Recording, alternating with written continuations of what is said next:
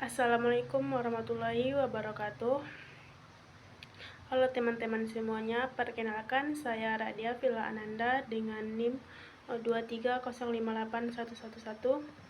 Saya dari Prodi Pendidikan Sosiologi. Pada kesempatan kali ini saya akan membahas terkait materi tentang administrasi keuangan, yang mana pada bagian administrasi keuangan ini terdapat pengertian, fungsi, manfaat, proses, serta komponennya. Nah, pertama kita masuk pada bagian pengertian administrasi keuangan. Mungkin teman-teman sudah pernah mendengar apa itu administrasi keuangan. Mungkin saya akan menjelaskan kembali apa itu administrasi keuangan. Administrasi keuangan itu merupakan proses perencanaan, pengorganisasian, pengawasan, dan pertanggungjawaban terhadap semua aktivitas yang berkaitan dengan anggaran dan keuangan dalam suatu organisasi ataupun lembaga yang ada. Nah, yang mana pada administrasi keuangan ini bertujuan untuk memastikan bahwa sumber daya keuangan dapat dikelola secara efisien, akuntabel, dan transparan agar mencapai tujuan yang telah ditetapkan. Dengan administrasi keuangan dapat disimpulkan bahwa administrasi keuangan merupakan proses perencanaan atau semua aktivitas yang berkaitan dengan anggaran dan keuangan dalam suatu organisasi ataupun lembaga pendidikan. Kemudian terdapat 3 proses administrasi. Yang pertama yaitu proses perencanaan keuangan. Pada proses perencanaan keuangan ini yaitu menyusun anggaran tahunan yang transparan, kemudian aspiratif dan partisipatif secara akuntabel, yaitu mempertimbangkan kebutuhan operasional sekolah atau lembaga pendidikan. Kemudian itu menentukan prioritas penggunaan anggaran ini sesuai dengan tujuan pendidikan, yang mana pada tahap perencanaan keuangan ini yaitu lembaga pendidikan yang bertugas pada administrasi keuangan ini akan menyusun anggaran tahunan secara transparan, kemudian aspiratif dan partisipatif serta akuntabel, lalu mempertimbangkan kebutuhan operasional sekolah atau lembaga pendidikan. Setelah itu mereka akan menentukan prioritas penggunaan anggaran itu sesuai dengan tujuan pendidikannya. Nah, apabila telah selesai pada tahap perencanaan, maka masuklah pada tahap penggunaan dan pelaksanaan anggaran. Pada tahap penggunaan dan pelaksanaan anggaran ini yaitu lembaga pendidikan itu mengalokasikannya dana sesuai dengan rencana yang telah disusun pada tahap perencanaan tadi. Kemudian memastikan setiap pengeluaran memiliki dasar yang jelas dan dapat dipertanggungjawabkan. Kemudian pada tahap penggunaan ini dana itu harus digunakan secara jelas dan dipertanggungjawabkan. Kemudian yaitu memisahkan tugas dan kewenangan dalam pengelolaan keuangan. Setelah masuk pada penggunaan dan pelaksanaan anggaran tersebut, masuklah pada tahap pertanggungjawaban dan pengawasan keuangan. Pada tahap ini pertanggungjawaban dan kekuasaan keuangan merupakan tahap menyusun laporan keuangan yang transparan dan dapat dipertanggungjawabkan apabila dana tersebut telah digunakan terus-menerus. Kemudian masuk pada tahap menyusun laporan keuangan. Apakah keuangan yang pada tahap pelaksanaan tersebut itu sesuai dengan tujuan atau sesuai dengan perencanaan tadi. Nah, hal itu harus dilakukan secara transparan. Kemudian yaitu melaksanakan pengawasan internal maupun eksternal oleh pihak berwenang seperti Dinas Pendidikan, Badan Pemeriksaan Keuangan, dan Inspektorat Jenderal lainnya. Juga melibatkan komite sekolah dan masyarakat dalam pengawasan keuangan ini.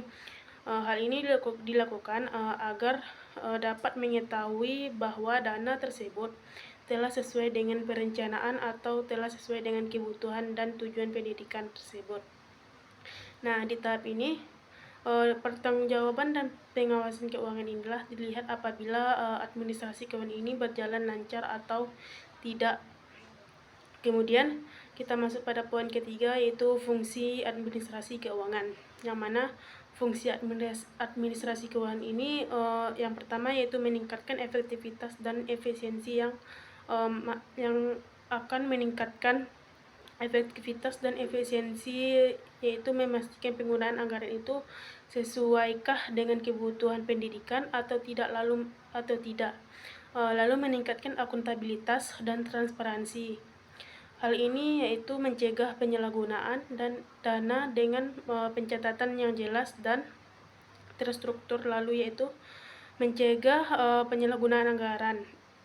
Pada hal ini yaitu dengan adanya kontrol dan pengawasan potensi korupsi atau penyelewengan dapat diminimalisir. Nah, itulah fungsi dari administrasi keuangan itu, yaitu dapat meningkatkan efektivitas dan efisiensi, yang mana apabila administrasi keuangan yang jelas, maka penggunaan anggaran tersebut akan sesuai dengan kebutuhan pendidikan. Lalu yang kedua yaitu meningkatkan akuntabilitas dan transparansi. Hal ini akan mencegah penyalahgunaan dana, dan kemudian yaitu adanya kontrol dan pengawasan yang akan mengurangi potensi korupsi atau penyelewengan dana. Nah, kemudian yaitu kita masuk pada manfaat administrasi keuangan. Manfaat administrasi keuangan ini yaitu memastikan penggunaan dana secara tepat guna dan tepat sasaran, lalu memudahkan pengelolaan dana, pengawasan anggaran, serta menjaga kredibilitas lembaga pendidikan dan dalam pengelolaan dana publik, lalu meningkatkan kepercayaan masyarakat terhadap transparansi pengelolaan keuangan sekolah ataupun perguruan tinggi. Lalu itulah manfaat dari administrasi keuangan. Sekarang kita masuk kepada komponen administrasi keuangan. Pada komponen administrasi keuangan ini, yang pertama yaitu sumber dana. Sumber dana ini bisa berasal dari pemerintah atau APBN ataupun APBD, kemudian sumbangan masyarakat, dana BOS, dan sumber lainnya. Nah, administrasi keuangan dalam pendidikan ini berasal dari sumber dana tersebut. Ada yang dari pemerintah dan ada yang dari sumbangan masyarakat. Kemudian ada juga dari dana BOS. Kemudian yaitu perencanaan anggaran. Pada tahap komponen perencanaan anggaran ini yaitu menyusun RPBS atau rencana anggaran pendapatan dan belanja sekolah. Nah, setelah adanya sumber dana,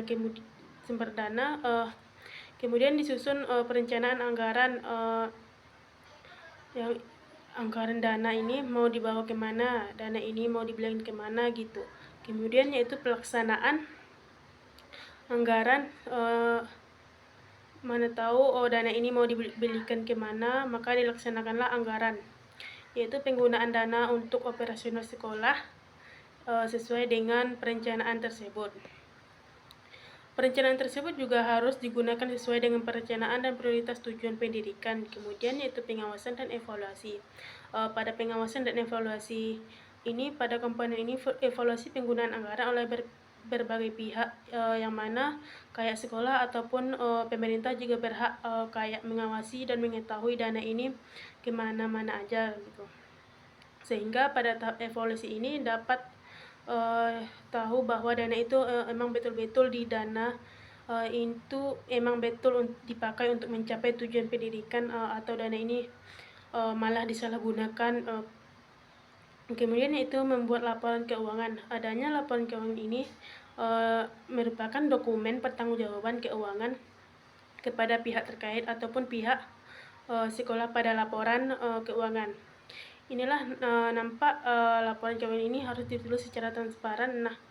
Nah, pada laporan keuangan ini jelas itu uangnya kemana gitu, beli apa dan tanggal berapa belinya, harganya berapa. Hal ini harus transparan agar tidak menyalahgunakan dana. Itulah pembahasan administrasi keuangan kali ini, mulai dari pengertian, manfaat, fungsi, serta proses dan komponen dalam administrasi keuangan. Maka dapat saya simpulkan bahwa administrasi keuangan ini yang baik merupakan administrasi yang baik dalam lembaga pendidikan sangat penting untuk memastikan dana digunakan secara dengan efektif, secara efisien. Sekian pemaparan materi dari saya. Kalau ada kesalahan kata mohon dimaaf. Assalamualaikum warahmatullahi wabarakatuh.